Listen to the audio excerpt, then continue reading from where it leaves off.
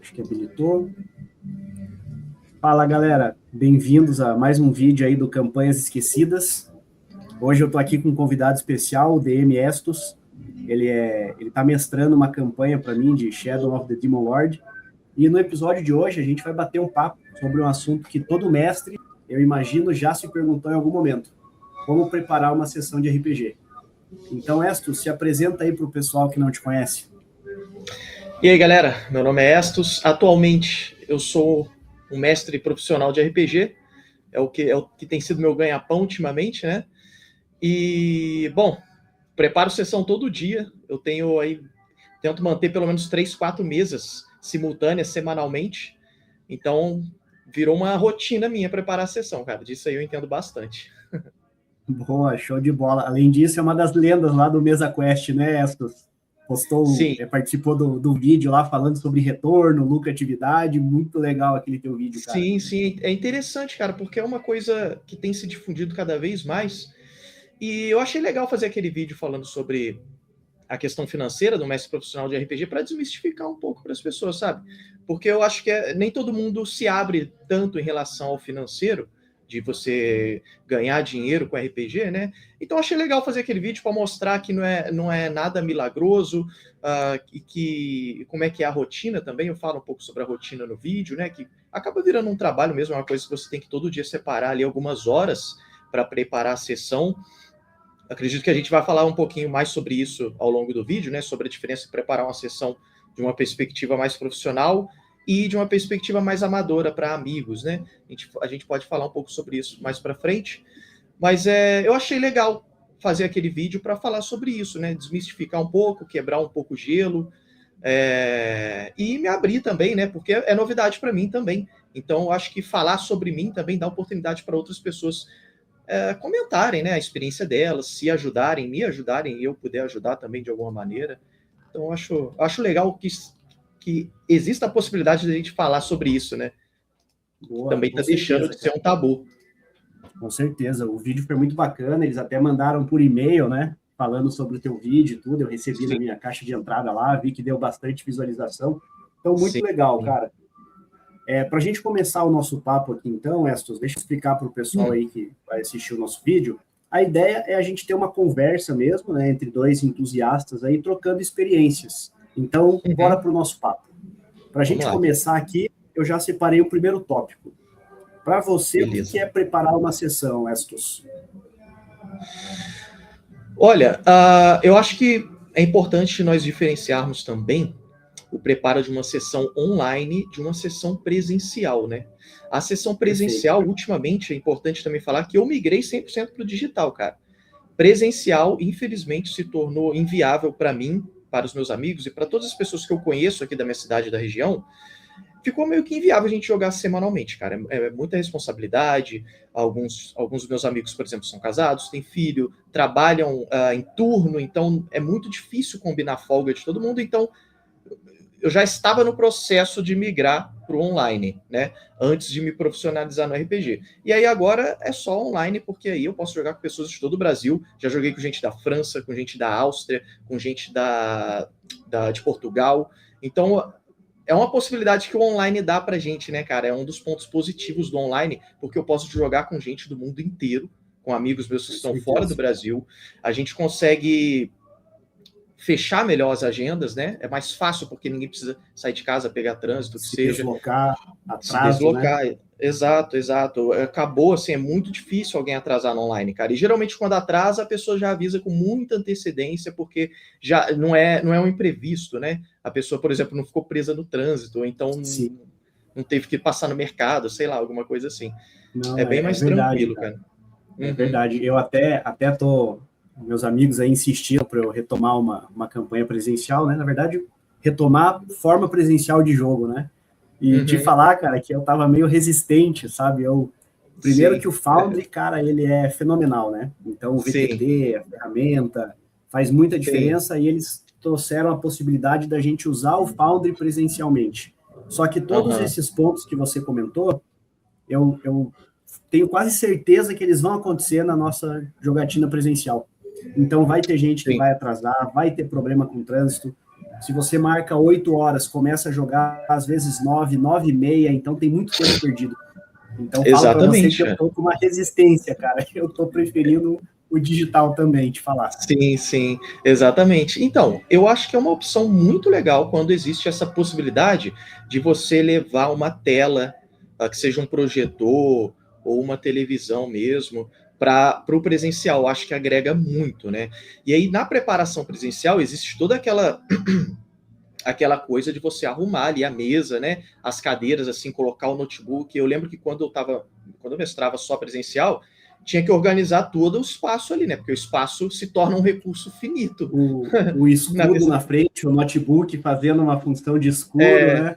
Exatamente. E aí, a partir dali, eu já ia mais para o digital mesmo. Eu já não... sei lá, nos últimos 3 anos, nas minhas sessões presenciais, eu já estava usando, sei lá, 70% ou 80% das minhas consultas de regra, por exemplo, era no notebook. Eu tinha os livros lá, mas os livros eu deixava com os jogadores. Eu mesmo ficava ali no notebook, porque é muito mais rápido. Mesmo. É mais rápido, né, cara? O Ctrl F, né? Esse aí não tem preço também, né, cara? Com certeza. Você pode deixar abas também, pô. Você pode deixar 10 abas abertas ali. Você vai só, cada uma num capítulo. Fica muito mais prático, né? Então, eu acho que a preparação da sessão no presencial, ela tem essa questão do espaço físico. E na questão do RPG online, ela envolve você preparar muitos mapas, né? Preparar efeitos sonoros, preparar tokens. E isso acaba se tornando mais fácil com o tempo. Porque depois que você monta ali o seu arsenal, né? A sua biblioteca de assets, de mapas e de tokens, fica muito fácil, cara. Você pega um atalho muito tranquilo para preparar sessões futuras depois que você começa. O difícil mesmo é começar. Então, assim, no início, demorava muito tempo para organizar pastas e tal, mapas, tokens. Hoje em dia é um pouco mais tranquilo, né? Então, eu costumo considerar essa parte de preparo de mapas e tokens uns 80% do preparo da sessão. Caso você esteja jogando um sistema novo, aí eu acredito que faz parte também desse preparo você estudar um pouco das regras. Entendi. Isso que você falou do começo, né, na configuração do VTT, realmente, quando você começa, você não sabe onde conseguir os tokens, onde conseguir os grids, até você conhecer os Patreons, conhecer onde você obter, de fato, os ativos, né, acaba levando tempo, com certeza. Depois que você vai encontrando seu caminho, uma coisa para mim que leva muito tempo, por exemplo, isso eu já consegui superar um pouco, mas ainda é configurar som. Então, conseguir ter o som certo, você usa no Discord o board de som, né? Isso é algo que eu ainda estou aprimorando. Como que você coloca a configuração desses outros ativos também na tua preparação de sessão aí? Então, atualmente eu uso um soundboard paralelo. No caso, como VTT, eu uso o Foundry, né? O Foundry tem o seu próprio soundboard lá, mas eu acho muito limitado. Então, eu uso um soundboard paralelo, que é o RPG Sounds. Mas eu também uso o Foundry, só que eu costumo diferenciar, né? Alguns efeitos sonoros eu uso nesse soundboard paralelo, músicas e algumas ambientações também eu uso no Foundry, né? Mas tem outras opções além do RPG Sounds, cara. Tem um muito bom que é o Syrinscape, só que ele é pago, né? Ele é bem salgado porque ele não tem pagamento único, ele é mensal, mas é excelente, cara. Meu sonho é usar o Syrinscape. Ele tem uma biblioteca com uns 15 mil músicas e efeitos sonoros. Mas isso, assim, não precisa de tanto também, né? Você não. Eu acho que um erro muito comum para quem está querendo começar a preparar a sessão é a megalomania, né? Você quer 20 mil efeitos sonoros, 20 mil tokens, mapas. Não tem necessidade mesmo. Porque você tem muito mais a ganhar com essa construção gradual. Assim como você vai acumulando mapas e tokens com o tempo, os efeitos sonoros é a mesma coisa. E você fazer esse crescimento gradual do seu arsenal te deixa muito mais organizado também, fica muito mais fácil de encontrar as coisas, porque você já vai conhecendo melhor o que você tem, né? Se você simplesmente pega um pacotão com 15 mil efeitos sonoros e 20 mil tokens, por exemplo, você fica perdido, cara. Você tem que ir construindo mesmo gradualmente, que é muito mais fácil de se orientar, porque fica fácil se perder no seu próprio computador, com tanto de coisa que vai acumulando. Com certeza. Cara, te falo que eu concordo totalmente contigo nesse ponto. Eu me perco mesmo com essa quantidade. Eu prefiro ter uma configuração mais enxuta, as coisas mais no meu alcance, dentro do meu controle. Isso Sim, me ajuda sim, bastante. Até sim. um outro ponto, pode falar. O que eu faço, ô Juliano, é assim, eu vou preparar uma sessão, eu vejo o que eu preciso para aquela sessão. Aí eu vou atrás de efeito sonoro, de token, mapa, e acabou. Eu não fico Perfeito. tentando juntar o máximo possível na menor quantidade de tempo possível. Eu vou só atrás do que eu Claro. preciso. E aí depois, por exemplo, eu tô com uma mesa X. Eu já rolou 10 sessões daquela mesa X. E aí, quando eu abrir a mesa Y, eu posso aproveitar esses recursos da mesa Com X, sabe? certeza, Eu com não certeza. preciso correr atrás de tudo ao mesmo tempo. E muitos mestres que querem se profissionalizar no RPG me perguntam, né? Vem até mim perguntando que muita insegurança, a maioria das pessoas tem muita insegurança em começar a cobrar, cara. E eu falo para eles isso, que o que diferencia um mestre amador de um mestre profissional não é a narração, não é o nível de conhecimento das regras, não é isso. É simplesmente a organização. Porque se torna uma responsabilidade. Então você precisa ser organizado. É só essa diferença, não é o cara que fez curso de teatro, que é dublador profissional, sabe? É só a sua organização, cara. A organização faz toda Que a legal. diferença. E puxando um pouco para a preparação da sessão, assim, no sentido da narrativa, Estos, como que você começa isso? Você escreve a sessão inteira, você separa em tópicos, você vai improvisando com uma margem, como que você constrói a narrativa para aquela sessão? Uhum. Então, existem dois modelos, assim, de aventura que eu costumo mestrar. Uma que é mais railroad, né? Ela já é mais programada ali. Geralmente uma aventura pronta, por exemplo, ela já tem uma Sim, programação para cumprir. Essa é muito mais fácil de preparar. Então eu vou seguindo o livro, né? Caso seja uma aventura pronta, eu vou seguindo o livro e vou preparando aquelas cenas, aqueles NPCs, né? Agora, quando é uma aventura, por exemplo, sandbox ou pseudo sandbox, eu já tenho um pouco mais de trabalho porque eu já preciso prever alguns movimentos dos jogadores, né? Então, o preparo de cenas fica maior, eu já preciso antecipar algumas atitudes, né? Em certas encruzilhadas ali que os jogadores vão se enfiando. tá certo. Te falar, cara, que eu, particularmente, eu só mestrei uma campanha pronta. Na época eu joguei o sistema do Dragon Age, não sei se você conhece, publicado pela Uhum. Jambô aqui no Brasil. Cara, é um jogo Sim. muito bacana. A gente fez uma campanha de quase 2 anos, nível 1 até o nível 8, se eu não me engano. A gente jogava presencial, a gente começou em 2011 e durou até 2013, se eu não me engano. Uhum. E foi a única aventura pronta, foram várias, né? Porque foi uma campanha. Então, tudo que a Jambô lançou, eu utilizei. Foi a única vez que eu Uhum. mestrei uma aventura pronta. As outras Legal. vezes sempre foram aventuras próprias. Então eu chego a planejar a minha aventura da seguinte forma: eu começo com 4, 5 tópicos e eu penso cada tópico como uma cena. E Uhum. geralmente a cena se desenrola a ponto de 80% das vezes a sessão precisar ser estendida, porque não deu para cobrir aqueles 5 tópicos. Então eu Uhum. coloco uma cena de interpretação, exploração, combate, exploração e interpretação. Estou dando um exemplo. Dependendo se Sim. o combate foi lento, se os jogadores se engajaram na interpretação, se alguém trouxe uma ideia legal para exploração e eu coloquei aquele elemento, eu consigo estender. Então eu gosto de preparar a sessão dessa forma, com os tópicos Uhum. macro e deixo solto para ir ali durante o jogo. Sim, Você sim. fazendo numa mesa comissionada, você entende que esse formato também funciona ou não? Então, eu acho que numa mesa entre amigos, por exemplo, é possível você fazer uma sessão 90% improvisada. Mas Entendi. numa mesa profissional, eu acho que o improviso ele acaba não tendo tanto espaço assim. Óbvio que em toda sessão tem improviso, isso é parte do RPG. Vai ter Senão não é improviso, RPG, né? inevitavelmente você vai improvisar. Mas eu acho que não Sim. dá para chegar assim no branco, sabe? Algumas vezes eu já fiz isso com os meus amigos, é bem legal também. Mas às vezes você não, às vezes acaba não rendendo tanto assim, sabe? Por exemplo, um encontro ou uma interação com o NPC acaba faltando um pouco de profundidade. Mas o improviso ele agrega bastante, né? A diferença é que numa sessão profissional de uma mesa comissionada, o improviso ele é mais um complemento. Ele não chega Entendi. aquele fator principal ali na sessão, né? Ele complementa lacunas. Às vezes, por exemplo, entre uma cena ou outra de uma aventura pronta, surge uma cena ali completamente improvisada que não existe, e você não sabe. Às vezes o que acontece muito comigo, por exemplo, é que numa dessas cenas de improvisada, que eu uso como um filler ali, entre uma cena e outra, cara, os jogadores se delongam ali de um jeito que dura quase uma sessão inteira, sabe? Eles arrumam coisa para fazer, e aí ficam nessa cena improvisada por uma sessão e meia, às vezes, sabe? Aconteceu isso recentemente numa mesa do Walking Dead.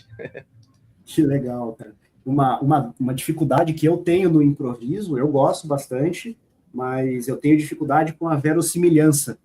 Então, inventar o nome do NPC na hora, um nome bacana. Eu sei que tem todas as técnicas, né? Deixa uma lista pronta, separa ali 5 NPCs para deixar na manga, mas mesmo assim, é aquela pergunta, aquele NPC que você não pensou que o personagem pergunta o nome, e ter coerência e encaixar na história. Eu entendi isso que você está falando, né? Que deve ser a principal diferença aí para uma mesa comissionada mesmo, né?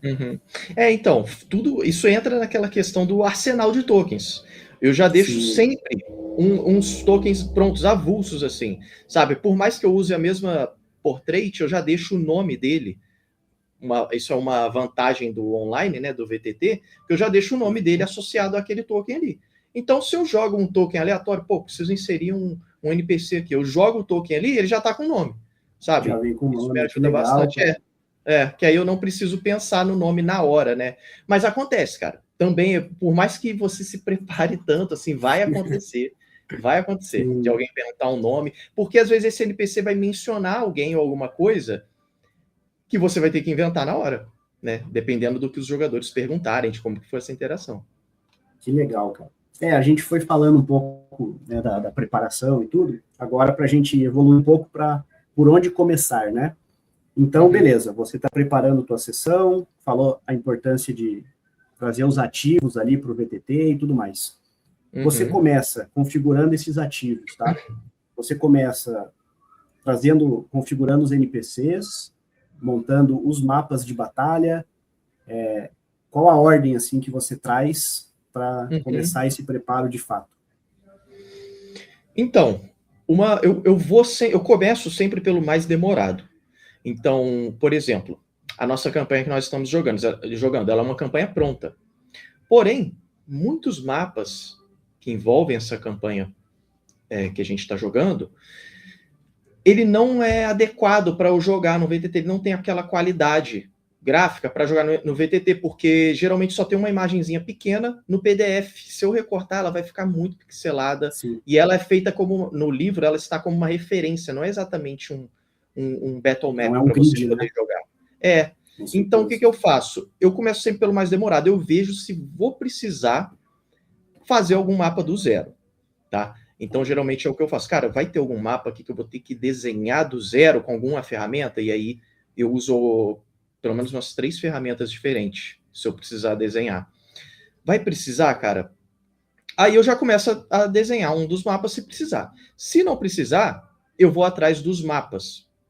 Porque é uma coisa difícil, mesmo com muito... Cara, eu tenho 400 gigas de mapa no meu drive do Google, mas ainda falta, cara. Porque quando é alguma coisa muito específica, é por isso que eu acho que não adianta você ter aquele pensamento megalomaníaco de ir acumulando tudo, porque vai faltar, cara. Você vai precisar ir atrás do mapa para o que você quer narrar. Não adianta você querer acumular o máximo possível, sabe? Então, eu vou garimpando o mapa, eu vou vendo qual que se encaixa mais. Se precisar fazer alguma modificação, eu faço. Eu vejo o Patreon também, né? E aí acaba assim, aí já é uma questão se você começa a assinar Patreon, você acaba tendo que baixar toda a coletânea do cara, do artista. Sim. Porque, a não ser que você tenha essa possibilidade de ficar pagando lá todo mês para você poder para você poder ir, sei lá, baixando uma vez por semana, né? Exatamente. Senão você tem que baixar tudo de uma vez. E, assim, no meu caso, como eu assino muito Patreon, eu tenho que assinar baixar tudo, assino o outro, baixo tudo. Acaba dando trabalho, né? E aí, cara, realmente um trabalho, porque às vezes é 5, 6 horas seguidas para você organizar essa biblioteca. É coisa de... Quando eu assino um Patreon, eu tiro um dia da semana já. Bom, esse dia aqui eu vou só baixar mapa. E fico o dia todo baixando mapa e organizando, né? Porque Porque se você só baixar e jogar em algum lugar, se perde, cara. Você perde. Aí você não vai achar aí depois, é dinheiro gasto à toa, porque você perde, cara. Não acha mesmo. Não acha mesmo. Depois de um certo ponto, quando tem 400 GB de mapa, você perde o arquivo e aí você perde tempo procurando o arquivo, enfim. Eu começo justamente por essa parte, né, de ir separando os mapas ali, se tiver que desenhar o desenho. E aí depois eu vou inserindo os NPCs, os tokens, as imagens, que essa parte é mais tranquila, é mais rapidinha, assim, em um dia dá para preparar, sei lá, NPC para umas 3, 4 sessões. Por último, eu consulto as regras. Se tem algum encontro específico, se tem alguma viagem. Geralmente eu dou uma olhada no livro de regras para poder tirar alguma inspiração também. Por mais que às vezes eu saiba a regra, às vezes eu esqueci de um detalhezinho, ou então tem alguma coisa que dá para inserir, até modificar na própria regra. Por último, eu deixo essa parte. E aí também, quando é necessário também, né, no caso do Foundry, ver módulo, né, qual módulo que eu posso usar nessa sessão, qual módulo adicional eu posso usar nessa sessão, né, preparar itens no mapa, preparar o jornal do Foundry. Isso tudo eu também deixo por último, porque geralmente é mais rápido mesmo. Eu começo pelo mais demorado. Uhum. E tem um detalhe, né, cara? Ainda, você comentou, né? Beleza, primeiro você tem que achar os ativos, ou construir, ou achar, enfim. Depois que você constrói, você tem que catalogar tudo isso, como você falou, senão é dinheiro jogado fora. Então você tem que organizar, separar o que é dungeon, do que é floresta, do que é etc, etc, etc. Beleza. E depois disso, quando você faz o upload, aí vem uma parte que eu acho a que mais me consome tempo, que é configurar a parede, configurar a iluminação. Uma vez, cara, eu fiquei umas 2 horas configurando parede, beleza, configurei tudo bonitinho. Quando eu arrastei o token, eu errei a escala. E aí eu tive que afastar meu mapa e as paredes ficaram pequenininhas, cara, todas, 2 horas de parede, perdido. Caraca. Aí eu fechei o computador naquele dia, eu falei, não, a sessão é só semana que vem, deixa isso para outro dia. Então, realmente, essa é a parte trabalhosa, né, cara? Sim. Então, quando eu falei de pegar os mapas, eu também já, na minha cabeça, já incluía isso de desenhar as paredes e fazer iluminação, adicionar som na própria cena também, vai tudo. Só que, assim, para mim, eu acho que essa é a parte mais divertida. É justamente desenhar as paredes. Para algumas pessoas é um pouco maçante, né? Mas é o que eu mais gosto. O que eu menos gosto... o que eu menos gosto de fazer é procurar um mapa novo, se eu não tiver. Porque, caraca, cara, dá muito trabalho. Dá muito trabalho. Difícil, né? Se eu não tiver um mapa, assim, até você achar um mapa certinho, é bem trabalhoso, tá? Eu até prefiro desenhar. Só que desenhar é complicado porque demora muito tempo. Aí, se eu tiver, sei lá, se eu tiver que preparar, que desenhar assim 4 cenas, aí já fica inviável. Eu tenho que... Quais ferramentas você usa hoje para desenhar os mapas quando precisa estes? Eu uso o Dungeon Draft, né, o mais comum, um dos mais conhecidos. Eu uso o Winter Floor Plan Generator. É uma ferramenta muito underground, pouco conhecida, muito antiquada também, mas eu gosto. Eu uso Photoshop, às vezes. Eu uso Canva. Uso bastante o Canva também. Quando é só um detalhezinho rápido que eu preciso fazer, eu uso o Canva mesmo. Também uso o Gemini, se eu precisar corrigir alguma coisa ou inserir alguma coisa no mapa, eu coloco lá no Gemini, modifico um detalhezinho lá. Se eu preciso, por exemplo, eu tenho um mapa perfeito que eu peguei no Patreon de uma floresta, mas eu não tenho aquela floresta com neve. Aí eu coloco no Gemini lá e peço para ele colocar alguma neve lá na floresta. E é isso, sabe? Simplifica nesse sentido, né? Mas assim, eu uso muito mais o Winter, porque ele é mais simples. Geralmente, quando eu desenho mapa, eu desenho só uma dungeon. Eu não costumo fazer mapa aberto, né? De natureza, por exemplo, eu desenho mais dungeon nele. Então, eu uso bastante ele, porque para isso ele serve muito bem.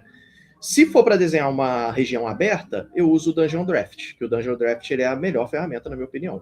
Ele é um pouco mais complicado, a porta de entrada é um pouco maior, né? Porque ele é pago também, é $20, se eu não me engano.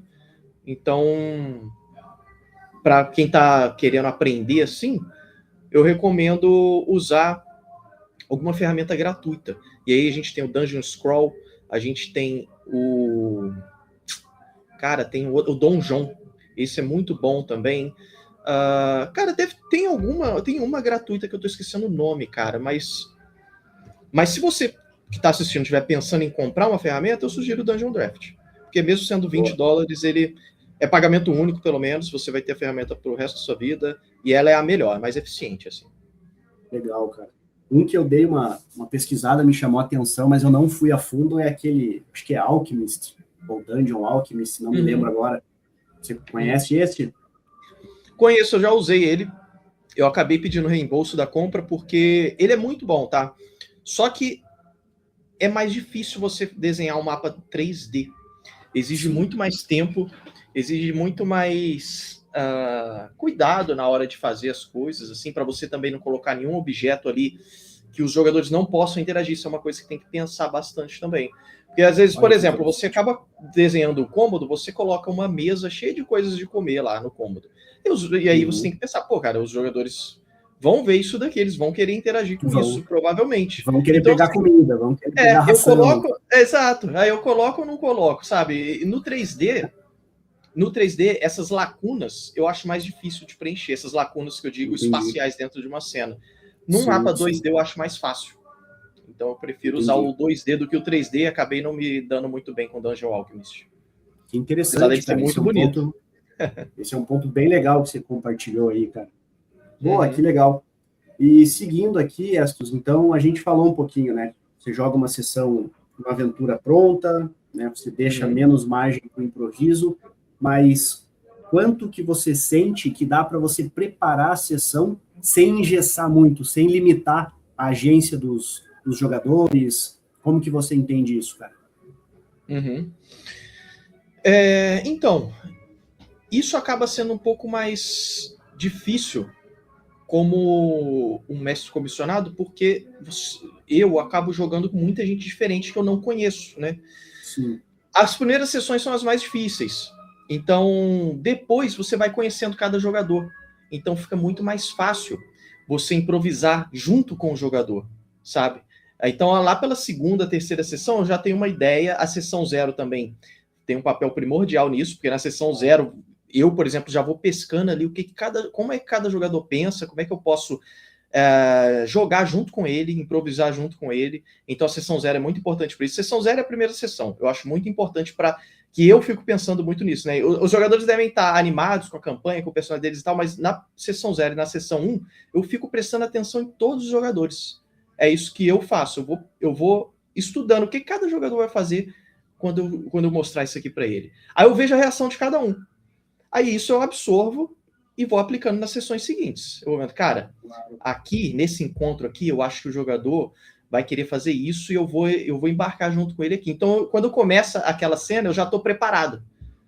Aí ele já quer fazer isso, aquilo, eu vou junto com ele ali. Embarco na improvisação dele.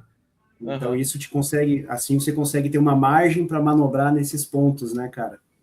Exatamente, é uma coisa que eu faço e que me ajuda muito. É estudar o jogador, assim, na primeira, segunda, sessão 0 e na sessão 1.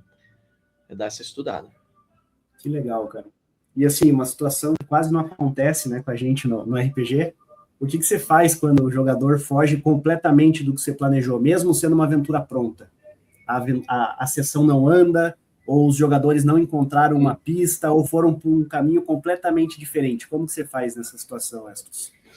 Então, aí é que entra o improviso de verdade. Aí eu acho que aí é que você tem que ser mestre de RPG mesmo, cara. O problema não é os jogadores, como um grupo, divergirem da campanha ou da aventura. Isso não tem problema nenhum, isso é legal, faz parte. O maior problema, sim, o maior desafio, né, não chega nem a ser um problema, mas é o maior desafio para o mestre, é quando o grupo se divide e cada um vai fazer uma coisa. Esse eu acho que é a situação mais temida para todos os mestres, é o grupo se dividir e cada um ir para uma direção. E, cara, mas assim, ultimamente eu tenho mestrado tanto RPG que eu já estou acostumado com essas situações inusitadas, cara. Teve um one shot que eu mestrei, o grupo se dividiu em 3 e cada um foi para uma direção. E ali, cara, eu tive que administrar 3 núcleos diferentes. Eu acho que depois dessa sessão, cara, eu tô preparado para qualquer coisa, porque Pouca você coisa vai te ficando assusta agora. calejado. Cara, você vai ficando calejado. Você vai ficando calejado. É jogador muito louco, jogador muito caótico, você vai ficando calejado já. Jogador muito introspectivo também, né? Acontece, um jogador não interage muito, você vai aprendendo a lidar com ele. Você vai aprendendo a lidar, cara. Eu acho que essa é uma grande vantagem de ser mestre comissionado, é que acaba te preparando para certas situações inusitadas, assim. Seja com jogadores muito extrovertidos ou jogadores muito introvertidos, né? Jogadores que gostam muito de improvisar, jogadores que gostam de resolver tudo na conversa. Pô, teve uma one-shot também de Daggerheart que eu joguei. Tinha uma jogadora lá, cara, que ela... E o grupo embarcou na onda dela. Tudo ela resolvia na conversa. Até eu coloquei tem uma criatura lá no Daggerheart, que é um lobo coruja. É o Strix Wolf. Cara, ela lidou com o Strix Wolf na lábia, tratando ele como um pet, assim, ela foi dialogando com ele, conversando com um animal selvagem. Eu falei, cara, pô, não tem como, assim, ela é muito boa nisso. E aí eu fui junto com ela ali, cara. Então vai te dando repertório, né, cara? Repertório. Sim, Eu acho com que isso é certeza. importante para lidar com essas situações. Eu participei de uma campanha uma vez também de Old Dragon 2, cara, e a galera OSR, você sabe que eles são peculiares, né? A galera ali do old school é o jeito deles, é o jeito certo, etc, né? Eu não sou um jogador combeiro, não sou. Eu me atenho ao conceito do meu personagem. Eu quero seguir esse conceito, não importa para mim o dano. Eu não vou buscar alguma coisa para maximizar dano, isso não importa. Eu quero ter um conceito legal. Tanto era, inclusive, na nossa campanha de Demon Lord ali, eu jogo como um clérigo, né? E foco bastante em cura, em suporte, porque é o conceito que eu criei para ele. Sim. Isto posto, claro que um combate é divertido. Eu gosto de todas as facetas do jogo. Eu gosto da interpretação, da exploração, do combate. Eu acho que todos eles se complementam. E eu joguei uma vez, fui parar em um grupo, cara, conheci aí no WhatsApp e tudo, e a galera era meio que 100% anti-combate. A galera era full teatro da mente, combate zero. Não, isso aí não é RPG. Cara, quando eu vi, eu falei, pessoal, eu vou sair aqui da mesa, que não está muito alinhado com o meu entendimento de RPG. Era um puritanismo nesse sentido, sabe? Eu achei isso muito doido, cara. Então, eu imagino quantas essas situações diferentes você deve encontrar aí, mestrando para várias mesas e várias pessoas diferentes, né, cara? É verdade, é verdade. Assim, eu, particularmente, eu gosto muito desse equilíbrio também. Eu gosto da parte de diálogo. Eu tento sempre incluir nas minhas sessões, quando possível, obviamente, pelo menos uma cena ali de roleplay puro, assim, roleplay que eu digo diálogo, né? Interação com NPCs, eu tento sempre incluir, mesmo que seja breve. Eu evito colocar muito combate, porque eu também acho maçante demais, tanto para o mestre quanto os jogadores. Né? Demora muito, às vezes o combate ele não tem muito sentido também, então eu evito colocar combate sem sentido. Eu não gosto de usar, por exemplo, tabela de encontros aleatórios, é uma coisa que eu não gosto de usar. Eu gosto de que o combate faça um pouco tenha um mínimo de relevância, assim, para o que está acontecendo. E eu gosto muito desse equilíbrio, mas de fato tem jogadores que claramente gostam muito de combate, gostam muito de combo, gostam muito de itens, ficar acumulando itens, né? Aqueles acumuladores. Eu acho que, assim, o melhor jogador, para mim, é esse que sabe equilibrar as coisas mesmo. Mas é uma coisa que a gente tem que aprender a se adaptar. Pô, o cara gosta de combate, então vou tacar combate nele, sabe? Numa mesa comissionada é mais simples. Se fosse entre os meus amigos, por exemplo, eu ia falar, cara, pô, você só sabe fazer isso, pô, faz alguma outra coisa. Mas aí, numa mesa comissionada, eu tento jogar junto com ele, sabe? E no ritmo que dele. A galera quer, né? Mas eu acho isso legal também, porque me tirou da minha zona de conforto. Porque eu sempre, com meus amigos, eu sempre jogava daquele mesmo jeitinho ali. Aquele mesmo jeitinho, quadrado, um ritmo muito ali, lento. Né?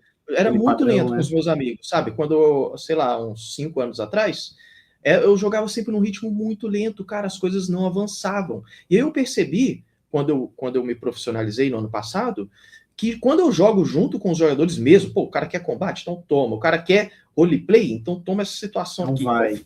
Quero ver como é que você vai sair dessa. Cara, o negócio anda. O negócio anda. É engraçado. A história, né, Legal, cara. desenvolve muito. Até o cara que só quer combo e combate acaba desenvolvendo a história, porque ele vai sair matando tudo. Sim, ele tá satisfeito com aquilo e tá É, engajado, né? sim, sim, sim. Que legal. E tem alguma história, Estos, marcante de algo que você preparou, mas nunca conseguiu usar? Então, você preparou uma sessão, uma cena muito bacana e não foi para a mesa de jeito nenhum essa daí. Ô, Juliano, sinceramente, cara, toda sessão tem coisa que eu preparei e ninguém se importou, cagaram, não foram ver, não quiseram saber. Toda sessão, tô falando sério. Da nossa campanha, por exemplo, toda sessão teve coisas que eu não usei, NPC que eu não usei, diálogos que eu pensei e não aconteceram. E fica de conselho também para quem está assistindo e quer aprender como preparar uma sessão.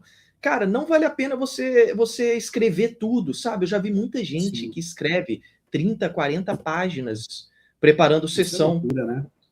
Não vale a pena, cara. Não vale a pena. Assim, você pode escrever se você quiser, se você está se divertindo escrevendo. Sim, mas saiba sim. que a maior parte não vai acontecer, cara. A maior parte não vai acontecer. Os jogadores vão cagar para muitas coisas que você preparou.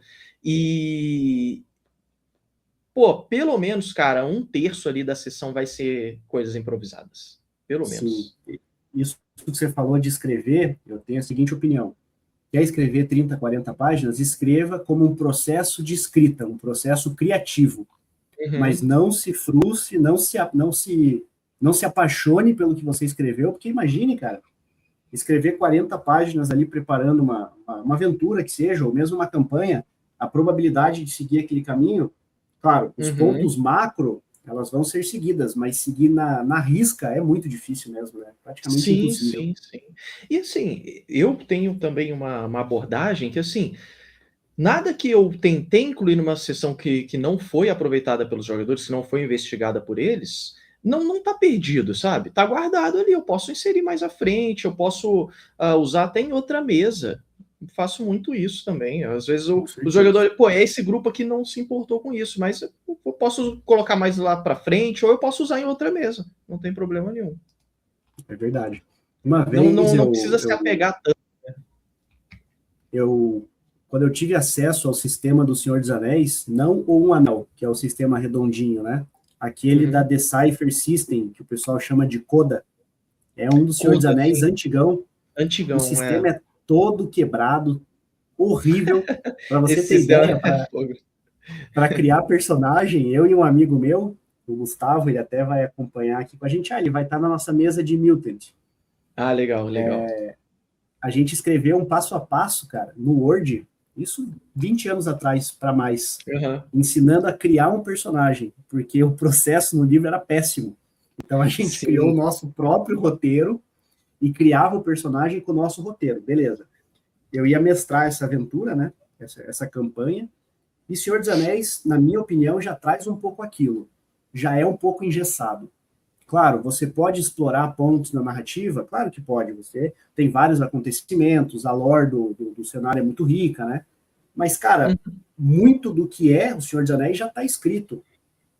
Claro, você pode combinar com os jogadores, não vejo problema em relação a isso. Mas beleza. Aí eu comecei a planejar uma aventura, lá em Minas Tirith, quando o regente era o pai do Denethor, era o Ectelion II, se não me engano. Então eu comecei a construir os NPCs e falei, cara, agora eu vou para a aventura. E quando eu vi, eu comecei a montar um fluxograma, cara, ele foi indo em nível 2, 3, 4 de NPC e quebra. Eu falei, cara, eu vou ficar maluco com isso. Então, aí sim eu parei com essa mania de querer preparar tudo.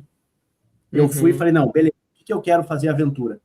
De novo, fui para esse meu modelo, 5 tópicos e falei, bom, é isso que eu vou mestrar. Infelizmente, essa campanha acabou... O sistema era tão ruim que a gente aguentou umas 2 ou 3 sessões.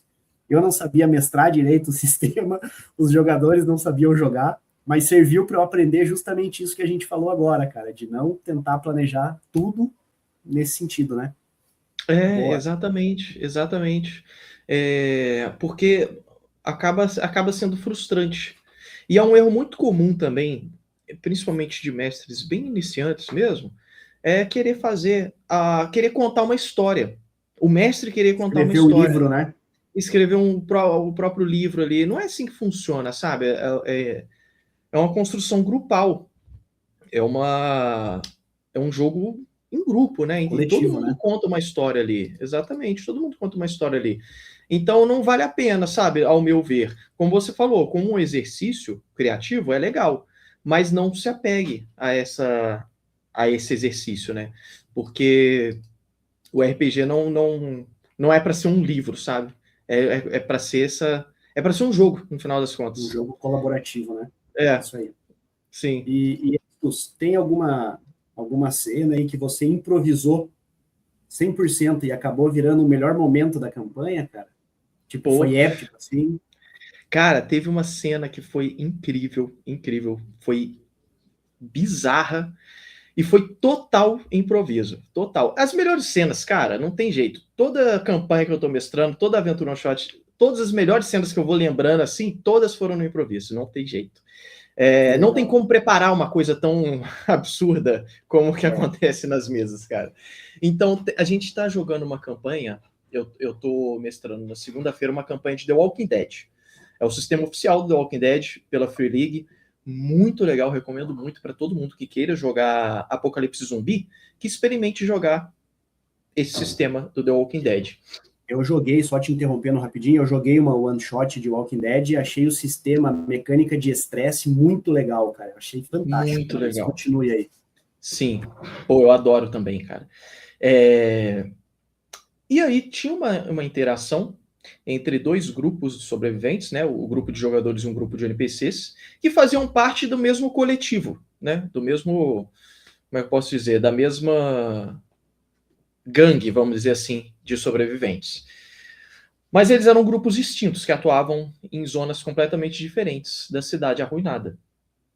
Esse grupo se esbarrou pela cidade e se reuniram ali para passar um dia juntos, né? Abrigados num esconderijo comunitário.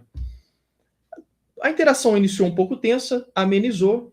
Eles passaram uma noite no esconderijo e na manhã seguinte, cara, quando eles estavam se despedindo para ir embora, um jogador falou uma coisa que foi um gatilho para um outro NPC se alterar. E aí, cara, foi um efeito dominó. Ele falou essa coisa, o NPC se alterou, o jogador se alterou com o NPC, começou uma briga, o outro puxou uma arma e começou um tiro. Foi assim, foi uma cena de Tarantino. Caramba, cara. Foi um efeito dominó que terminou num tiroteio. Um jogador morto com uma perfuração no intestino. Um jogador morto, não, perdão. Um jogador quebrado com uma perfuração no intestino de um tiro que ele levou. Todos os 3 NPCs mortos. Um jogador ficou catatônico por conta do nível de estresse. E assim, cara, terminou a sessão todo mundo com a mão na testa, assim, cara, a gente já tava preparando para ir embora. Como que as coisas evoluíram desse jeito, sabe? Eu fiquei incrédulo também, eu falei, cara, já tava tudo pronto para vocês irem embora. Sabe? E aí mudou o rumo inteiro da campanha. Porque essas pessoas, esses NPCs seriam importantes. Esses NPCs seriam importantes, cara. E já teve em outra mesa de The Walking Dead também, que o zumbi matou o NPC, que ia passar uma sidequest para ele, o zumbi matou, e aí acabou a sidequest, sabe? E aí eu tenho que desapegar, não tem mais jeito. Matou o NPC. Pela rolagem de dados, sabe? Coisas inusitadas, assim. Uma mesa que eu fiquei triste que não aconteceu, cara, foi a de Twilight 2000, que você tinha considerado lá, né?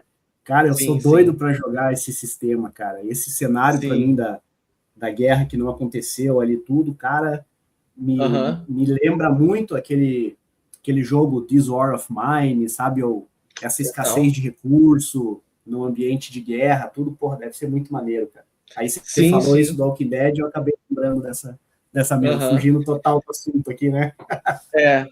Mas é difícil, cara. O Twilight também é um sistema muito nichado, é muito difícil, assim, conseguir um grupo de uma mesa comissionada para fechar um sistema bem underground, assim, né, cara? O pessoal curte muito, muito a fantasia medieval, né, o high fantasy, D&D, da Gerhardt. O pessoal gosta muito do High Fantasy, então é bem difícil essa temática, sabe? Até o pós-apocalíptico é difícil. O The Walking Dead até que não é tão difícil, porque é uma propriedade intelectual muito difundida. A série difundiu muito. Uhum. Não, até o nosso próprio Mutant, cara, Mutant também não é fácil conseguir. E para te falar, cara, eu tenho dois sistemas definitivos para mim hoje. Um deles é o Year Zero, cara, do Mutant. Então eu cheguei a jogar Forbidden Lands, né, que é a mesma base de sistema. Joguei o Walking Dead, o próprio Mutant. Tem mais algum, ou um Anel também, apesar de variar ali. Mas o Mutant, para mim, cara, o Year Zero é um sistema definitivo. E o segundo, cara, são os sistemas do Schwalbe, cara. Porque eu não joguei o Weird Wizard, mas o Demon Lord e o Punk Apocalyptic, cara, para mim são excepcionais. Eu troquei, eu vim de 10 anos jogando D&D quinta edição, desde que lançou. Fiz umas 4, 5 campanhas lá, cara. Mestrei, joguei, etc. Mas, para mim, esses dois sistemas hoje, o Demon Lord / Punk Apocalyptic e Year Zero, para mim, são definitivos. E são sistemas difíceis, são menos comerciais, né, cara? É difícil. Eu tô pra te falar que eu gosto muito também, são meus dois favoritos. Eu acho que hoje em dia o Year Zero se tornou meu sistema favorito, apesar de eu ainda não ter tido a oportunidade de jogar o Mutant. Mas já joguei muitos sistemas da Free League. O The Walking Dead, por exemplo, lendo sobre na internet, eu vi que ele é muito inspirado no Mutant, ele só não tem a parte a parte mais fantasiosa assim do Mutant, né? O The Walking Dead ele é muito mais pé no chão, né? Porque ele tenta representar ali a série. Mas ele é basicamente o sistema do Mutant. Então, assim, eu já me apaixonei pelo sistema Year Zero, até pelo Twilight também. Pô, excelente. Claro. E o Demon Lord, pô, eu jogo desde 2018, cara. Eu gosto muito. Que legal, cara. Gosto muito. É uma pena que o Schwalbe ele não abre a licença do Demon Lord. Cara, se ele abrisse a licença, surgiria muita coisa legal pra gente jogar. Uma pena. É verdade. O Demon Lord eu conheci no lançamento do financiamento coletivo, mas só tive a oportunidade de jogar mesmo agora contigo, cara. Então, eu não consegui participar do financiamento na época, sempre quis o livro, mas nunca achei. Aí a empresa, a detentora dos direitos, acabou fechando, deu todo aquele acontecimento, né, cara? Então, eu só tive a oportunidade agora. E com o relançamento aí da Tria, cara, e jogando contigo, que eu falei, agora eu vou entrar de cabeça aí nesse sistema para virar meu principal aí de fantasia, sabe? Sim. Pô, muito bom, cara. E o Weird Wizard você consegue... Tem uma retrocompatibilidade ali do Demon Lord com o Weird Wizard, porque não mudou quase nada. Ele tem algumas alteraçõezinhas ali na questão de movimentação, de grid e tal. As magias, óbvio, né? O conteúdo de magia e classe, ancestralidade é tudo diferente, mas mecanicamente é basicamente a mesma coisa, sabe? É só o Demon Lord sem a parte gore e demoníaca ali da coisa. Mais high fantasy, assim. Legal, cara. A gente deu uma volta aqui no assunto, mas é isso aí, né? A gente gravando aqui é isso mesmo. Sim. Então, voltando um pouco para o preparo de sessão, além de configurar os ativos no Foundry, Estus, que outra ferramenta você usa para te ajudar aí no processo criativo? Você usa caderno, Notion, documento no Drive? Como que você organiza esse processo? Ou você não usa nenhuma ferramenta dessa? Cara, de escrita, não. Eu já fiz muito isso de escrever. Quando necessário, quando a campanha pede um handout, assim, eu faço. Mas geralmente eu faço isso quando tem muito NPC, para os jogadores não se perderem. Então, geralmente eu preparo uma página ou 2 páginas ali, descrevendo NPCs, né, o nome e quem ele é, assim, uma coisa bem breve, nada muito, muito detalhado, não. É tipo 3 frases assim para descrever quem é o NPC e o nome dele como referência para os jogadores. Mas eu não escrevo mais nada. Eu não escrevo, cara. Eu vou só preparando as cenas, organizando mentalmente o que é para fazer, porque justamente eu já fui essa pessoa que escrevia muito no passado, assim, 10 anos atrás, 15 anos atrás, e com o tempo eu fui aprendendo que, pô, não adianta, cara. Sim. Não adianta. Então, assim, eu passava muito tempo escrevendo e depois via que nada daquilo ia pro jogo. Então, eu acabei largando mão, sabe? Eu não escrevo mais nada. Mas, assim, óbvio, né? Cada pessoa funciona de um jeito, às vezes a pessoa não consegue organizar tudo mentalmente, ela precisa de uma lista, precisa sei lá, um Notion, né? E aí eu uso o Docs e tal, mas no meu caso eu organizo tudo mentalmente. Cara, às vezes eu faço uma numeração ali de cenas, e a partir das cenas ali, que eu já deixo prontinha no Foundry, eu já consigo me orientar, sabe?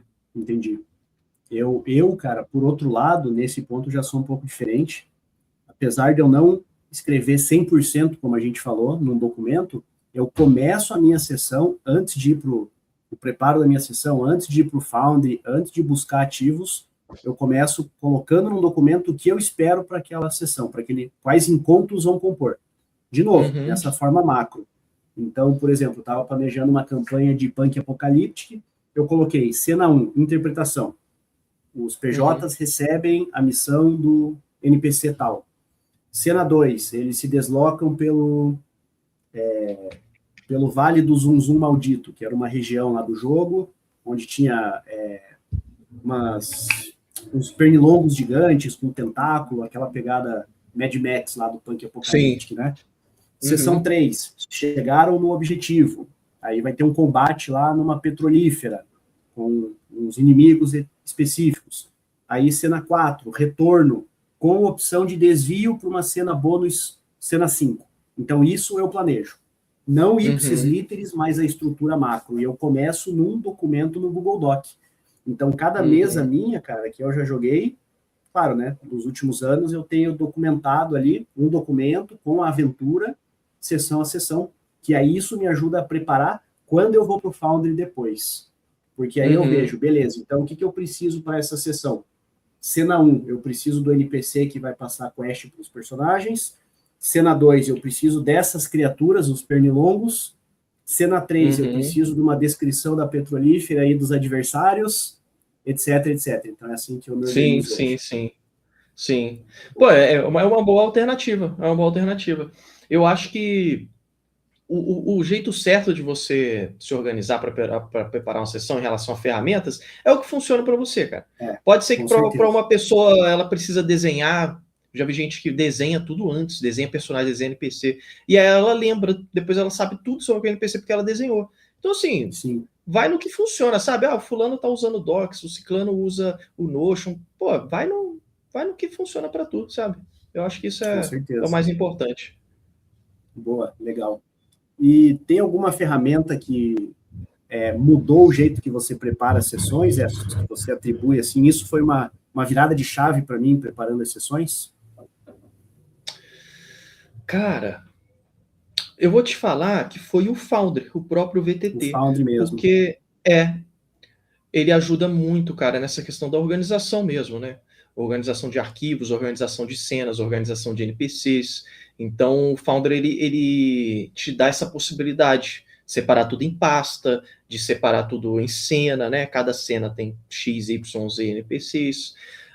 Eu usava antes o Roll20, e ele não tinha... então, ele não tinha todas essas possibilidades, sabe? Depois que eu migrei, e foi ano passado, tá? Eu tenho Foundry desde 2023, mas ano passado que eu resolvi aprender a mexer. Ele mudou completamente. Agora também eu organizo tudo em torno do Foundry e mudou para melhor, assim. Depois que muda para o Foundry, não dá vontade de voltar para o outro VTT. É um divisor de águas, né, cara? É um divisor de águas, né?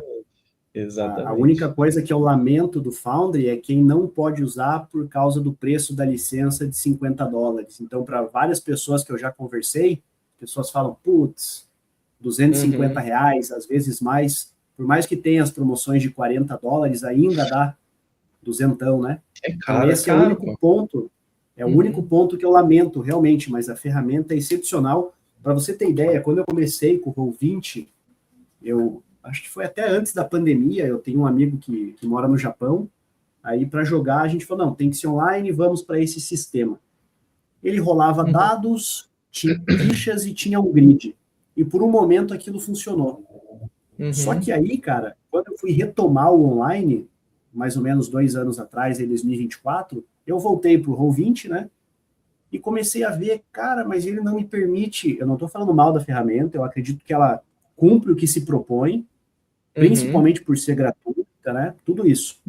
Mas quando eu vi as limitações, eu não conseguia ter um dado 3D na tela rolando, eu não conseguia personalizar facilmente as fichas, os grids eram um trabalho para colocar, então eu usava de fato as grades, eu nem trazia a BattleMap para dentro. Né? Tudo bem que eu não fui muito a fundo em me informar mais sobre a ferramenta, e eu sei que a versão paga libera alguns recursos, né?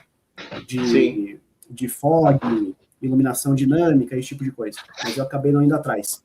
Aí um amigo meu, esse mesmo amigo me falou sobre o Foundry, aí eu falei, cara, isso deve ter uma curva de aprendizado grotesca, negócio complexo, não tô afim. Eu pensei isso no primeiro momento. Aí passou um mês, mais ou menos, eu falei, cara, eu vou dar uma chance para esse Foundry, vou meter o louco aqui. Aí fui, comprei e falei, cara, essa ferramenta é fenomenal, né? E assim, realmente a curva de aprendizado é muito alta, é muito difícil você aprender tudo sozinho, tem que assistir muito vídeo no YouTube, só que assim, vale a pena, sabe? Vale a pena, você não precisa querer modificar o seu Foundry o máximo possível. Eu recomendo para todo mundo que quer aprender a usar o Foundry, que use, pelo menos por um tempo, o Foundry sem nenhum módulo, básico, pelo menos né? um módulo ali para deixar o dado visível, mais fácil de rolar. O Dice, são Nice, né? Exato, o Dice Tray eu acho até mais importante. Pelo menos esse, beleza. Mas não precisa encher o módulo com 40, 30 módulos, o Foundry com 30, 40 módulos, porque isso só vai dificultar, vai deixar essa curva de aprendizado ainda maior. Foi por isso que eu levei 2 anos para aprender a mexer no Foundry, porque eu tentei a primeira vez, não consegui desistir. Tentei a segunda vez, não consegui desistir, porque eu queria já começar, sabe, com aquela mesa super trabalhada de quem já está usando o Foundry há anos. E não tinha necessidade nenhuma, cara, não tinha necessidade nenhuma. E aí eu sempre voltava para o Roll20, que era o que eu já conhecia. Então, demorei em migrar. Mas aí, um belo dia, eu falei, não, agora eu vou aprender com paciência, com calma, as ferramentas mais básicas do Foundry, até eu me sentir confortável para colocar os módulos. Eu acho que ter paciência é o mais importante. Que uma hora você vai aprender. Quando você menos espera, você já vai estar fazendo tudo ali. É verdade. Começa mais enxuto e vai indo aos poucos, né? Exato. Boa. Então, para a gente ir encaminhando para o final do nosso papo aqui, tá legal pra caramba aqui, dá para conversar mais horas aqui, batendo papo sobre RPG, né? Sim. Mas vamos falar um pouco sobre os erros comuns aí na preparação. Então, quais erros mais comuns você vê aí os mestres cometendo ao preparar suas sessões? Bom, eu acho que o mais comum que eu vejo, pelo menos da minha perspectiva, é preparar demais, que seria escrever muitos detalhes sobre NPCs, escrever muitas cenas, colocar cenas demais. Às vezes você tem lá uma mesa com uma sessão preparada com 20 cenas diferentes, às vezes nem tinha necessidade. Às vezes você, na descrição ali, na lábia, você consegue descrever um ambiente sem precisar de um grid, sem precisar de iluminação e etc. Eu acho que o preparo em excesso é o erro mais comum. Preparo de menos também é um erro bem comum. Eu acho que tem um limite ali do que você pode improvisar na hora, sabe? Eu acho que não dá para você, por exemplo, no Foundry, improvisar uma cena, sabe? De repente. Então deixa preparado algumas coisas para o improviso, sabe? De qualquer maneira, Você vai ter que preparar, nem que seja um pouco. Preparar algumas coisas para a sua trama, para a aventura que você está jogando, e preparar algumas coisas para improviso também é sempre bom. Você não pode preparar de mais nem preparar de menos. Esses são os erros muito comuns. Para quem está no Foundry, querendo usar o Foundry, eu acho que você modular demais a sua mesa de início, não tem necessidade. Sim. Às vezes também tem alguns módulos, cara, tem mesas aí que eu já vi com 120 módulos, eu acho que não tem necessidade, sabe? Cara. Nossa Senhora. Eu acho que não tem necessidade. Geralmente são mesas de D&D, porque tem muito módulo para D&D. Sim. E tem muita coisa que é desnecessária. Eu vejo aquela mesa lá, assim, o mestre pegou, baixou o módulo, configurou e tudo, e a gente não usou. Já foram 3 sessões, a gente não usou, cara. Isso, para mim, é um erro, sabe? Eu acho que ele perdeu tempo ali. Perdeu o tempo que ele poderia estar direcionando para outra atividade. Um outro erro bem comum, cara, eu acho que é não fazer a sessão zero. A sessão zero é muito importante. Muito importante para o mestre conhecer os jogadores, para os jogadores se conhecerem, para preparar a ficha, tirar dúvida do sistema. Eu acho que a sessão zero é super importante. Cada vez menos os mestres pulam a sessão zero, pelo que eu vejo, né? Já ficou tão difundida a sessão zero que agora se tornou o padrão, ainda bem. Mas ainda tem gente que não sabe para que serve uma sessão zero. Principalmente o pessoal que joga mais presencial, porque eu sinto que isso é uma cultura do online. A sessão zero, justamente pela facilidade de se reunir, vamos fazer uma sessão zero aqui antes de começar, e todo mundo consegue se reunir. É mais fácil, né? É só entrar aqui na chamada. A gente conversa, a gente abre a mesa. No presencial isso não acontece muito, né? Até porque também tem a questão de ver se é realmente necessário, porque no presencial geralmente as pessoas já se conhecem. Tem essa diferença também, né? Mas eu sinto que é uma cultura, no geral, do online, a sessão zero. E é isso, cara. Eu acho que esses são os erros mais comuns, assim. Mais comuns mesmo. E falando agora, Estos, dos seus próprios erros, cara, o que você aprendeu errando? Cara, bom, para mim, tem uma questão muito complicada do Foundry, que eu preciso sempre pensar no computador dos jogadores. E eu já preparei umas mesas muito pesadas, cara. Muito pesadas, sem necessidade nenhuma, com vídeos muito longos, em formatos de qualidade muito alta. Isso, você pensa, nossa, vou pegar esse mapa aqui, esse vídeo, que seja, vou colocar a melhor qualidade possível. Mas às vezes a intenção é boa, mas você está prejudicando os outros. Porque as pessoas vão demorar muito a carregar, as pessoas vão travar. Acontece às vezes do founder do jogador travar, putz, cara. Então, assim, eu errei muito nessa questão do peso da mesa. Hoje em dia, eu uso mais o formato web ou JPG para os mapas. Perdão, JPG não, eu uso o formato PNG? Web e... Não, PNG para as imagens sim, mas eu queria falar de vídeo. Eu evito usar MP4.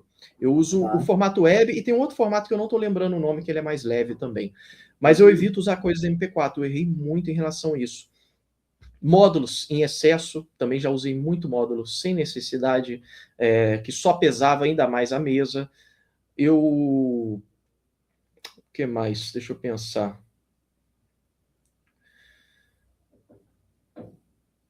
Bom, um erro comum também, que foi muito comum para mim, principalmente lá atrás, quando eu comecei a mestrar, colocar muito combate. Eu era o tipo de mestre que colocava muito combate, tudo acabava... Eu sempre preparava um encontro, uma cena ali, com a possibilidade daquilo ali virar um combate, às vezes sem necessidade nenhuma. Acaba tudo uma porrada, né, cara?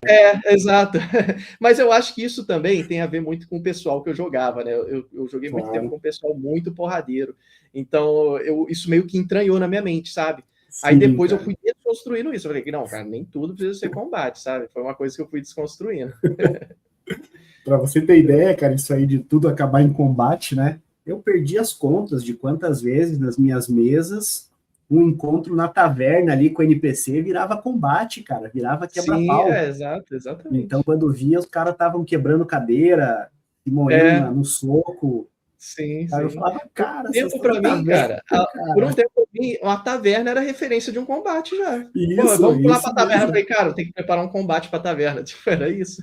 Tem que ter um quebra-pau, senão não é taverna, né, cara? Exatamente. Mas aí depois eu fui entendendo, não tem necessidade. Às vezes dá pra fazer um roleplay muito legal numa taverna sem um combate, pô.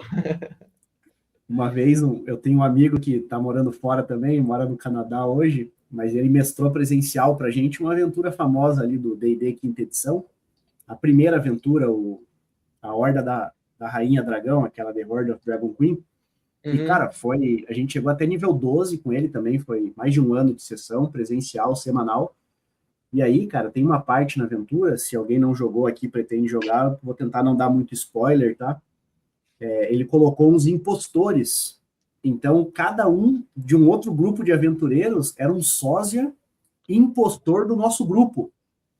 Então, para você ter ideia, eu era um humano guerreiro, um cara grande, colossal, assim, e o impostor era tipo um cara magrelo. O mago era um gnomo, o impostor era um halfling, meio bardo, assim, que fingia que era mago. Cara, aquilo era sensacional. E aí a gente encontrou eles na taverna e acabou virando um quebra-pau tão escrachado, porque eles estavam usando o nosso nome para angariar a fama, né, da região. Sim, sim. Eu só lembro que eu peguei, o meu personagem gostava de um quebra-pau também, cara. Eu quebrei uma cadeira, peguei a ripa da cadeira e saí batendo na bunda do cara que era o impostor do meu guerreiro. Então, tipo, eu olho assim, cara, combate por combate, sabe? Tipo, eu podia conversar com os caras, fazer qualquer coisa, não, vamos brigar e acabou, vamos tocar esses caras aí. Mas eu acho que isso passa pelo amadurecimento do jogador também, né, cara? E também, tem vezes que a galera quer quebrar o pau e tá tudo certo. Mas eu acho que à medida que você vai amadurecendo, você vai entendendo outro peso Lógico. do jogo, né? Você vai descobrindo mecanismos para resolver os desafios, Exatamente. cara. Nem todo encontro precisa ser um combate. Às vezes o encontro ele é um embate intelectual, diplomático que seja, né? Então não precisa. Você vai entendendo que existem outros mecanismos que não é só o combo que tu preparou na ficha lá, né, cara? É verdade, cara. Compartilhando um erro meu, o pessoal que está nos assistindo aí, em uma campanha presencial minha, essa de Dragon Age, que eu até comentei contigo, era uma aventura pronta. Então, para os personagens avançarem na aventura, eles precisavam encontrar um objeto dentro de uma capela, uma catedral, algo assim. Cara, eu fiquei muito preso nisso. Tem que encontrar o objeto está em tal lugar. E os personagens, os jogadores, simplesmente não encontravam esse objeto de forma alguma. E eles saíram da catedral, foram para outros lugares, foram para a taverna, foram para a prefeitura, foram para o mercado e não encontraram. E eu acabei travando a sessão. Eu sempre gostei de mestrar, meus amigos sempre gostaram de jogar comigo, eu sou um dos mestres oficiais ali do grupo, tem mais um que divide comigo, né? Mas naquela sessão, isso aí faz mais de 10 anos também, acabou a sessão, todos eles deram o seguinte feedback: cara, eu não entendi o que você queria. E aquilo para mim foi, cara, foi muito frustrante. Ouvir meus amigos falando isso, sabe? Eu falei, cara, eu travei a sessão de tal forma. Então isso para mim foi um aprendizado. Me marcou eu não engessar a sessão por uma minúcia. Então eu pensei depois, realmente, cara, eles precisam achar a chave, bota essa chave onde eles estão indo, acabou. Eu não dei a pista para eles e eles não conseguiram progredir na história. Então isso foi um aprendizado muito grande. Eu acho que isso que você falou foi legal porque tem tudo a ver com o que a gente estava falando anteriormente de se apegar a ideias. Você se apegou a esse puzzle e você não quis largar a mão dele, você queria que os jogadores resolvessem. Mas, cara, você vai desenvolvendo com o tempo, né? Com a experiência, né? Você vai desenvolvendo uma sensibilidade que vai chegar uma hora que você dane-se isso daí, cara. Segue sem a chave mesmo, depois eu dou um jeito de colocar a chave lá e vai embora, sabe? E eles nem vão perceber isso, que é mais engraçado. É verdade, cara. E fazer uma pergunta aqui, né? Você tem alguma referência como mestre de algum, seja produtor de conteúdo, alguém da comunidade, alguém do meio, um autor, game designer, etc., que você se inspira, que você acompanha, que você gosta muito? Cara, não, pior que não. E fica também como um conselho para os outros mestres de RPG que estão escutando a gente aí, que quer começar a mestrar ou que já mestra. Eu recomendo não se prender tanto ao estilo do fulano, ciclano, o que o fulano tá mestrando, como ele mestra, sabe? Como que ele interage com os jogadores, como que ele interpreta os NPCs. Eu acho muito importante e muito legal também quando o mestre consegue encontrar a sua própria identidade no RPG, sabe? Como que ele encontra, como que ele prepara suas mesas, acaba se tornando de certa forma, a sua identidade ali, né? Como que você lida com os jogadores, com os NPCs e monstros. Eu acho isso muito importante, o jogador encontrar essa sua identidade própria e não se espelhar tanto em mestres que gravam vídeo para o YouTube, por exemplo, para redes sociais, para podcasts, porque ele é ele, você é você, sabe? E eu acho que você, no caso você que está assistindo a gente, né? Não você, Juliano, mas vocês que estão assistindo a gente, tem uma oportunidade incrível de descobrir a sua própria identidade, pô. caso você ainda não tenha descoberto, né? E vocês podem fazer isso através das sessões, preparando sessão, jogando RPG. Se você se prende muito ao que você viu o fulano ou ciclano fazendo, acaba te prejudicando, cara, porque o fulano e ciclano não é você. Ele é outra pessoa, sabe? Tem até alguns vídeos aí no YouTube falando assim, Critical Role não é uma mesa de RPG, né, cara? Se você parar para pensar, é um programa editado com dubladores, não é o nosso RPG do dia a dia, assim, corriqueiro, né, cara? Então, eu concordo com o teu ponto. No meu caso, cara, eu até nem coloco uma referência nesse aspecto, tá, de imitar, etc., mas quem me influenciou muito, assim, na filosofia de mestre foi o tio Nitro, o Newton Rocha. Então, eu acompanho os vídeos dele há muitos anos, então ele me ajudou muito, consumindo o conteúdo dele. E também o Monte Cook, né, que é um dos autores da terceira edição. Ele esteve num evento de RPG aqui no Brasil, eu tive a oportunidade de conversar um pouco com ele, tirei uma foto com ele e tudo mais. Então, para mim, também ele é uma referência, além do próprio Schwalbe, né? Como eu falei, eu gosto muito dos sistemas, e também do Chris Premas, que é o criador da Green Ronin, que foi o cara que criou o sistema do Dragon Age RPG. Porque eu vim do Dragon Age digital, no sentido do jogo eletrônico, e aí quando eu vi que tinha um sistema, eu tinha dado um hiato no RPG, foi a oportunidade para eu voltar a jogar. Então ele acabou virando para mim mais uma inspiração aí como mestre, etc. Pô, legal, cara, legal. Eu acho que, bom, um mestre de RPG especificamente, eu não tenho ninguém que eu me espelhe, mas eu gosto muito de ouvir audiolivro, cara, eu recomendo para todo mundo que gosta de RPG escutar audiolivro, porque é muito legal. Tem uns dubladores muito, muito profissionais, assim, cara, que fazem umas narrações muito legais. Isso, de certa forma, me inspirou. Me inspirou a tentar ali desenvolver essa habilidade minha, assim, de interpretar personagens, sabe? Eu acho isso muito legal. Não chega a ser... Eu imagino que um ator ele não vai ter esse problema, né? Mas era um problema que eu tinha. Porque eu não sou ator, né? De fazer vozes, interpretar personagens no geral. E isso, escutando audiolivro, eu consegui descobrir isso. Descobrir essa habilidade que já existia em mim, eu só precisava desenvolver mesmo. Legal, cara. E assim, voltando ao assunto de tentar reproduzir o que outros mestres estão fazendo, você falou do Mercer, né, do Critical Role, e muita gente caiu nessa de tentar agir como ele, né, como um dublador profissional, uma coisa que você só vai conseguir se você também for um dublador profissional. Se você for de fato, né? Exato, mas tem muita gente que às vezes vê a mesa do fulano lá com, por exemplo, uma mesa presencial com um monte de miniatura, tudo pintada, cara. Você também não precisa de todas essas miniaturas, sabe? E aí, sim, ou então a mesa do Foundry, do Ciclano lá cheia de módulo, também não precisa, cara. Você precisa do que vai funcionar para você. O que o outro está usando é o que funciona para ele. Você precisa só se encontrar ali mesmo. Seja nas vozes, nas miniaturas, nos módulos, nos mapas, que seja, sabe? Esse é o meu conselho. Essa foi a lição que eu aprendi. Que legal, Estos. Então, aproveitando esse gancho, cara, para o último ponto aqui, se você fosse dar um conselho para alguém que está preparando uma sessão para mestrar a primeira vez, qual conselho você daria para essa pessoa? A primeira vez é sempre complicado, né, cara? Porque a gente fica nervoso, né? Tem essa questão. Nervoso. A primeira vez fica nervoso. Esquecer a regra. Esquecer a regra. Né? Uhum. Bom, o que eu poderia recomendar é o seguinte: vai preparado para interromper a sessão ou ser interrompido por alguma coisa, sabe? Se você tiver que parar a sessão para consultar a regra, para a sessão e consulta a regra, independente se os jogadores vão protestar ou não. Se você precisar improvisar alguma coisa, improvisa, mesmo que você não vai saber para onde vai dar, cara. Depois você pensa nisso.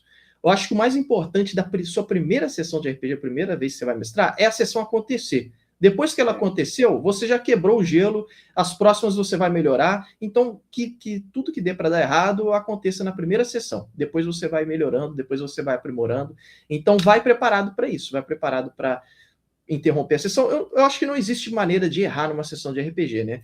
Eu acho que o único erro possível numa sessão de RPG é você faltar. Esse é um erro imperdoável. Mas, assim, vá preparado, cara. Pô, eu já sei, vai lá, já sei que eu vou ter que parar a sessão para ver essa regra, já sei que eu vou ter que preparar a sessão para arrumar esse NPC aqui que eu não preparei direito. Vai nessa, cara, vai nessa. E já avisa todo mundo, ó, gente, eu vou ter que parar a sessão em algum momento aqui, tá? Vambora. É isso aí, galera. Dica direto aí do DM Estos, trazendo meus 5 centavos de contribuição aqui. Uma coisa que me ajudou muito foi, cara, se eu esquecer a regra, faz uma rolagem básica. Pega o núcleo do sistema, rola básico. Quando eu entendi isso, eu fiquei tranquilo. Eu falei, cara, eu nunca mais me preocupei com a minúcia do detalhe, dano de queda, combate aquático. Cara, eu esquecia completamente isso, eu ia na rolagem básica ali e tá resolvido, cara. Isso é algo que me ajudou bastante. Sim. Então, boa, cara. O papo aqui tá show de bola, cara, que nem eu comentei antes, da vontade de ficar mais tempo conversando, mas até para o vídeo não ficar tão grande aí, né? A gente até aproveita e agradeça aí quem está nos assistindo. Então, Estos, valeu demais, cara, por ter topado vir aqui, dividir a tua experiência com a gente. Aproveita aí para indicar teus canais, redes, onde as pessoas podem te achar, como te encontra. Aproveita aí e faz o teu minutinho. Show de bola. Eu tenho um canal no YouTube, é youtube.com/estos. Tenho meu perfil no MesaQuest também. MesaQuest, para quem não sabe, é uma plataforma de mesas comissionadas de RPG.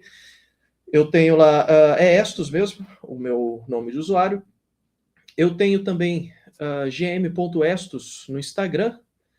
E basicamente esses são meus canais, minhas redes sociais. Vocês podem também entrar no meu servidor do Discord. O link vocês encontram lá no meu canal do YouTube. E é isso, agradeço também o convite aí, Juliano. Foi um prazer participar do vídeo, participar da conversa. Estou aí também para futuros eventuais convites. Você pode me chamar também, que eu estou aberto. Boa, com certeza, cara. Então, beleza. Então, vocês aí que nos assistiram, contem nos comentários aí pra gente. A gente vai adorar saber como vocês preparam sessões, se vocês usam alguma técnica específica, alguma ferramenta. Contem também seus causos de preparo de sessão e causos aí na sessão. A gente quer muito saber. Vai ser um prazer aqui pra gente. Se curtiram esse papo, né, eu peço para vocês deixarem o like, se inscrever no canal aqui no Campanhas Esquecidas, que vem mais conteúdo aí nos próximos meses de RPG. Então eu estou separando um roteirinho aqui para falar de bastante coisa interessante. E até o próximo vídeo, pessoal. Muito obrigado. Valeu, Estos. Valeu, galera. Um abraço.